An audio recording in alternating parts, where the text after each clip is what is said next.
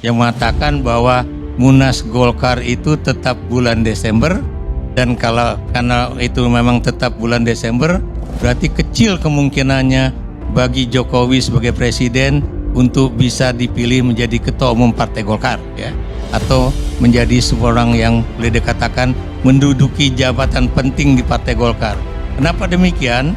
Kalau memang dia nggak akan duduk di dalam sebagai ketua umum Partai Golkar, dia tidak akan memiliki suatu posisi politik yang kuat karena dia tidak memiliki partai yang boleh dikatakan bisa menjadi kekuatan politik dia, gitu ya.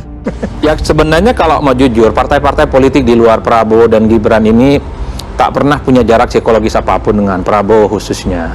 Nasdem tak pernah punya jarak yang konfrontatif dengan Prabowo. PKS pun pernah punya pengalaman bersama dengan Prabowo 2 kali pilpres, ya.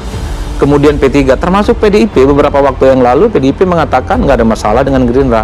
Masalahnya cuma satu di antara partai-partai di luarnya Pak Prabowo ini, masalahnya dengan Jokowi. Masa akhir jabatan Presiden Jokowi sudah semakin dekat. Jelang masa pensiun Jokowi, timbul wacana terkait pemimpin partai koalisi. Berakhirnya masa jabatan Jokowi seharusnya dimanfaatkan sebagai kesempatan untuk melepaskan diri dari hingar-bingar perpartai politikan. Jokowi tidak perlu menjadi pemimpin partai koalisi, apalagi sampai seperti omongan di luar, harus mendikte pemerintahan nanti. Serahkan saja sepenuhnya kepada Prabowo Gibran. Menjadi pemimpin atau ketua dari suatu partai koalisi saja tidak perlu, apalagi Presiden Jokowi sampai menjadi pemimpin pada suatu partai politik. Nah, saya melihat kalau Prabowo Subianto dan Jokowi masih mesra untuk beberapa fase yang akan datang, rasa-rasanya PKS agak sulit tuh mau bergabung. Jarak psikologisnya bukan dengan Prabowo, tapi ada dengan Pak Jokowi. Termasuk soal kemungkinan PDIP merapat ke Prabowo, sangat mungkin, dengan catatan hubungan Pak Prabowo dan Pak Jokowi tak lagi mesra seperti yang dulu. Ini yang kemudian saya baca, tapi beda agak Nasdem, beda dengan PKB, beda dengan P3. Hubungan apapun Prabowo dengan Pak Jokowi, mau baik ataupun tidak, rasa-rasanya mereka ini punya tondo-tondo yang jauh lebih kuat untuk menjadi bagian dari koalisi. Tapi except PKS, kecuali PDIP, ada jarak Pak Jokowi di situ yang sepertinya akan menghambat mereka untuk masuk dalam koalisi. Partai koalisi tidak ada korelasi dalam pemerintahan Prabowo Gibran. Bisa jadi akan menjadi bumerang bagi pemerintahan Prabowo. Mungkin hanya partai-partai gurem yang akan mendapatkan keuntungan. Contohnya, apa yang dilakukan oleh Presiden Republik Indonesia ke-6, yakni SBY, yang benar-benar menikmati masa pensiun saat berakhirnya masa jabatan sebagai presiden. SBY begitu lengser dari jabatan presiden.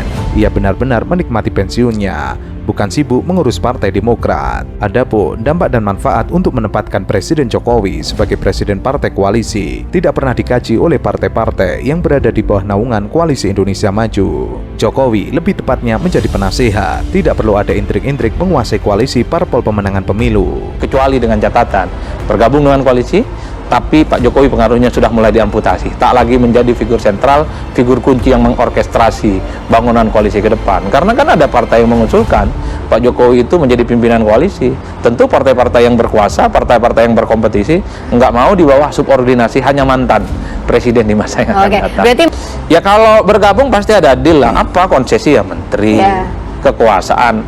Jadi politik kita memang di ujungnya itu adalah bagaimana mendapatkan kekuasaan, entah cara berkoalisi ataupun dengan cara islah politik. Sementara itu, banyak pakar menyebut Prabowo Subianto yang paling tepat menjadi pemimpin Partai Koalisi Indonesia Maju jika ia terpilih menjadi presiden.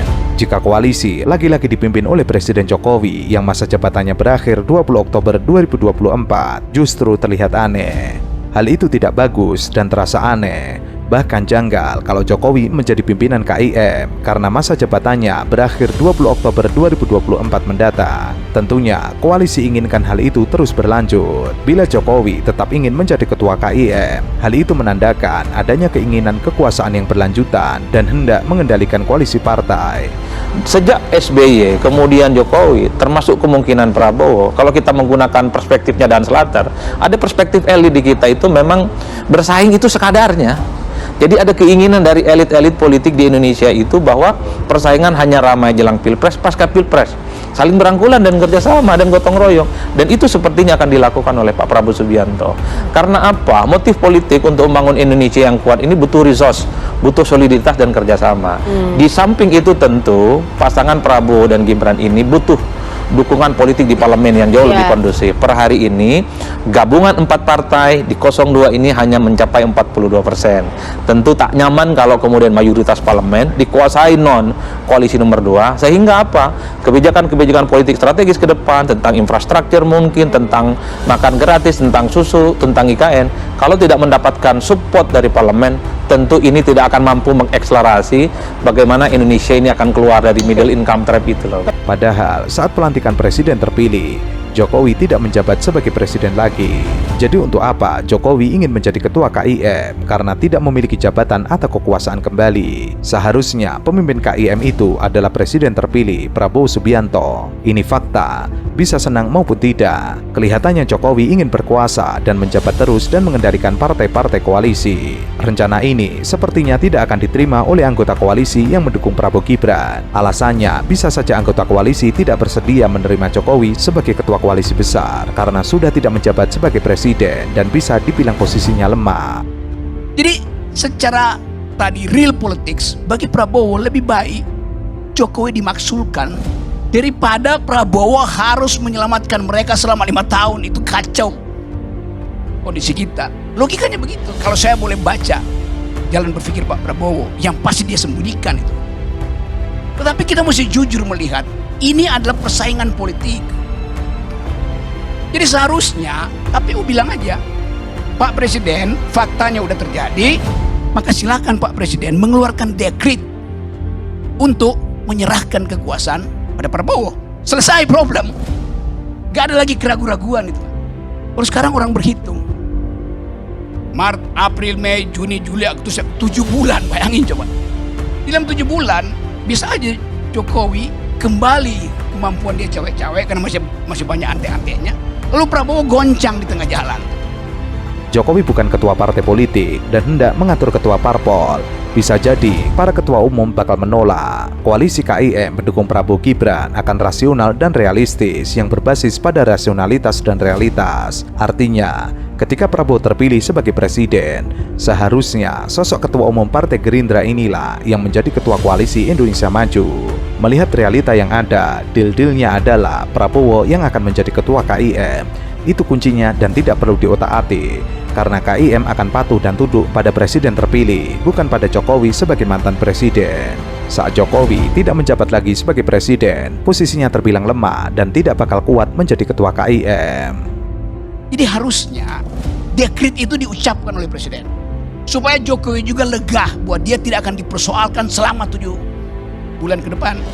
Selama itu tidak terjadi, pemanasan politik akan sangat jauh akibatnya, dan bisa terjadi kekacauan ekonomi, diincar oleh global politics. Itu dasarnya. Jadi kita mau berpikir sebetulnya di dalam upaya untuk mengefisienkan politik, lantik aja Jokowi, lantik aja Prabowo, selesai problem. Apakah ini inkonstitusional? Enggak, itu bukan soal inkonstitusional. Ini soal kemampuan imperatif kita untuk menghentikan ketidakpastian. Anything goes, apapun bisa terjadi, namanya cawe-cawe kalau kita coba bahasa Indonesianya. Jadi sekali lagi, supaya it goes on, sebaiknya Presiden Jokowi keluarkan dekret dan mengatakan saya mundur, kekuasaan ada pada Prabowo, selesai problem. Tanpa perlu ada hak angket, demonstran pasti berhenti. Karena itu faktanya. Assalamualaikum warahmatullahi wabarakatuh.